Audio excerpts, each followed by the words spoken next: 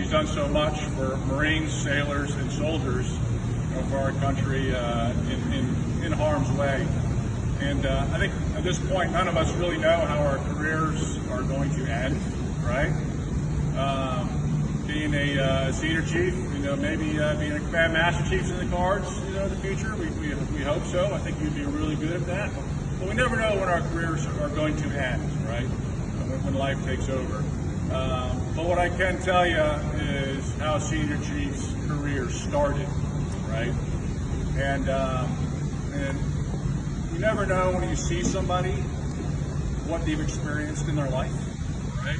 How they were raised, what they've been through, stresses in their life. You don't know. You're driving down the highway and you see somebody next to you. You have no idea what's happened to them that day and throughout their lives and experiences.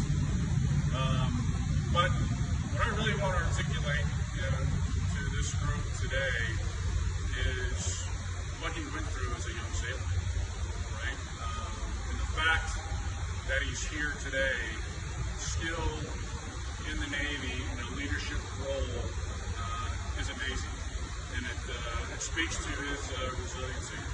But I want you to reflect back to when you're 18 years old, and you join the Navy. Think it's a great idea. You're going to serve your country, and then after you graduate high school, you graduate at the Great Lakes.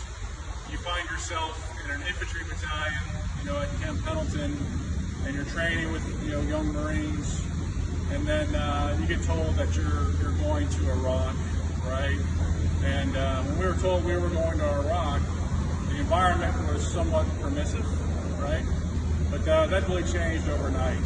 And I'll call him Doc, right? Because that's what I called him then.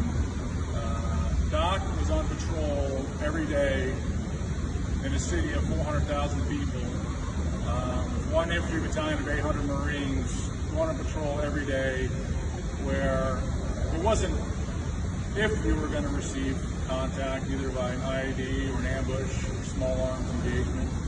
It was, when in the patrol were you going to do? And in particular with Senior Chief, he was a line foreman in what we call a quick reaction force that was constantly going out to respond to Marines in crisis. And if you ever want to read about some of it, there's a few books out there. One of them is